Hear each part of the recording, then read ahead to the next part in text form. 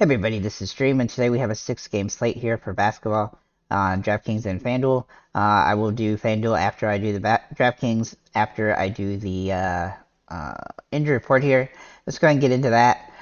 For the Grizzlies, Adams is questionable and Bane is out. For the Pistons, Cunningham is out.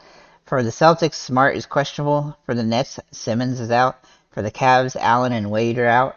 For the Lakers, LeBron is questionable and Davis is probable. For the Wizards, Wright and Hakimura are out. For the Bulls, Caruso is probable and Green is questionable. For the Kings, Huter is questionable. For the Pacers, Duarte is out and Halliburton is questionable. For the Blazers, Lillard, Eubanks, and Hart are all questionable at this point. And Keon Johnson and Little are both out. Apparently, Lillard may be coming back today. We'll have to find out later in the day. They haven't released an injury report yet for today, so that's kind of where we sit with them. So if you look at my lineup here on DraftKings, you'll see that I have Levine, Nurkic, Winslow, and Grant here. Now, I have Nurkic, Winslow, and Grant low on here because that's very dependent that Lillard is out. If he comes back, I don't think that Grant or Winslow, especially if Winslow doesn't start, are viable plays on the slate. Nurkic is still viable because of his price. But Levine is definitely a guy I like a lot today. So we'll go ahead and start and talk about these guys first. So Levine looks really solid. His price points actually kind of come back down a little bit, and he's been playing pretty solid lately. I like his upside too in this matchup against Sacramento. For Nurkic, obviously with Lillard out, he's just been hitting 40 plus fantasy points in most of the games. He's had a couple off ones, but overall he's done really well. And if if Lillard is still out, then he's still a top tier play for me. Same with Winslow. He's been playing extremely good, even though his price point has popped up some as a result. He's been playing really well with Lillard out and himself starting because he's playing 35 to 40 minutes a game. And if Lillard is out and continues that, then he's somebody that I would definitely want in my lineup. And the same goes for Jeremy Grant, who's just been playing way above his normal usage, especially on this team. And he's getting close to 40 minutes a game. And he's taking advantage of that scoring-wise as well as in other ways. And so he's a really good play, especially with his price being actually a little bit coming back down from the last game. So I do like him quite a bit here. But again, those three guys are very contingent on Lillard being out, which here on DraftKings he says out, but he is targeting this game as a comeback game. So we do have to wait and see. So let's get into the other guys I do like. We're going to look at Andrew Nembhard here. Now, he is very contingent that Halliburton is out, but if he does not play, then Nembhard would be a great play, and he'll probably be in line for 30 to 35 plus minutes, and at this price point, he'd be a very good option on the slate. Then we'll look at Jalen Brunson here for the Knicks. His price point has also come down quite a bit here on DraftKings, and so he's in an interesting spot. He's not been perfect, obviously, but he's a good enough price point with his upside that he's going to be viable on the slate.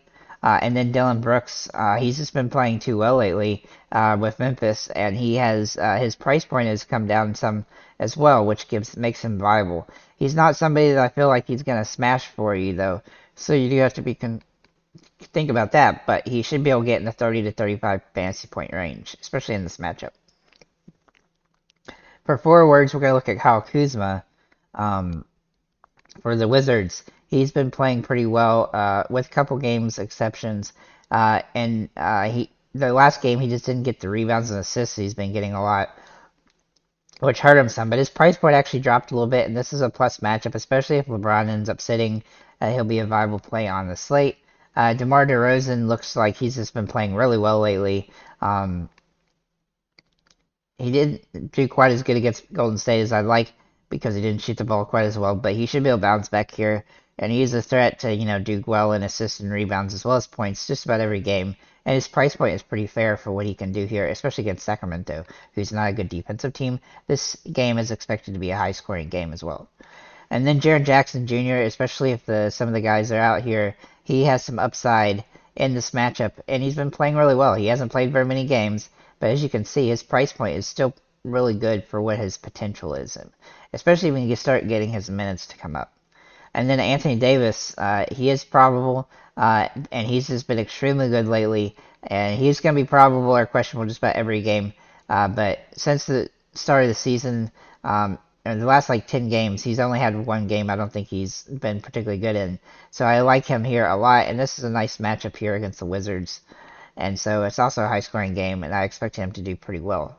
Then we're going to look at centers, and we're going to look at Vucevic here for the Bulls.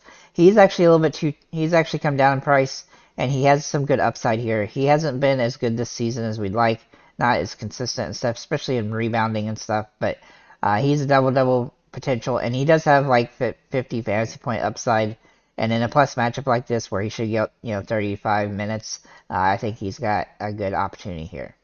And then Al Horford is my secondary honorable mention here at center for Boston. He's just been really good. Now, he had 2 games against Miami, which are a little bit tougher. But before those 2 games, he's been extremely good. And this is another good matchup for him against Brooklyn. So I think he's going to be able to bounce back here. And his price point dropped down a little bit as well. Then we'll look at the Fanduel here. And we're going to start with point guard and John Morant. John Morant over here on FanDuel is in a pretty good price point. He hasn't been super consistent, but he's got a lot of upside in certain matchups, and this is one of them.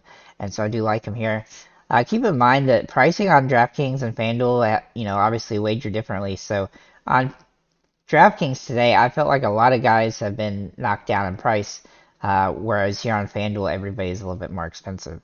For Kyrie Irving, his price point isn't too bad over here, and he's been pretty good the last few games. He's finally starting to get up in the top tier minutes. The last 5 games, he's played 37 or more minutes. In the last 2 games, he's creeped over 40 fantasy points. Especially with Simmons out, he should have more opportunity to do that. Still waiting for a game where he can get like 10 assists or something in it, but overall, he's been playing pretty well and consistent. Zach LaVine, for the Bulls, he's got a lot of upside in this matchup at this price point. He's one of my favorite plays on the slate for FanDuel as well, and he's been playing extremely good lately, and so I look for that to continue here. Dylan Brooks, another guy I like here a lot, $6,000, especially if there's some other guys out. His price point's a little bit too cheap for what he can do, but I still stress that he's not a guy that you're likely to get like a 7x or 8x with. Kuzma is another guy I like here for Washington. His price point is not super ideal, but he has upside, and he's got a pretty decent matchup here, and I expect him to play well. DeMar DeRozan is another guy I like. For the Bulls game against Kings, they're expected to be one of the highest scoring games on the slate, and he's been playing extremely well lately. He's not quite as good here on FanDuel as he is on DraftKings due to price, but overall he's still viable. Then we look at Porzingis here. His price point's a little bit lower than I expected it to be today for the matchup in that situation. But he's got upside here, and I do like him. Also, Anthony Davis. He's another guy I just like based on his play. But here on FanDuel, his price is a lot more expensive. But he actually has more upside here because he tends to get blocks, which you get more points on FanDuel for. And then Miles Turner, he's been extremely inconsistent. He's got a nice plus matchup here, though. And he can have big smash games, but you do have to be aware that he will sometimes score under 20 fantasy points as well. Then for center, Nurkic, his price point is pretty good here, and he's been playing really well, but he's very dependent on Lillard playing, and so you have to make sure to find out about that. And then Al Horford, who has been pretty solid lately, with the exception of games against Miami.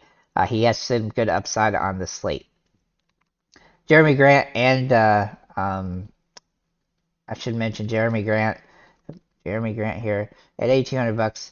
And he's a little bit more expensive here than I'd like, but he's got some nice upside on the slate, assuming that Lillard is out, and then Justice Winslow for the Portland as well. His price point's a little bit higher here on DraftKings or on FanDuel than DraftKings, and that's one of the reasons I didn't really include him. But I do want to mention him because if he does end up starting and Lillard is out, then he has upside as well. But he's not as good here on FanDuel. So with that said, thank you for liking, commenting, and subscribing. If you have any comments or questions, feel free to leave them below. And have a nice day, guys.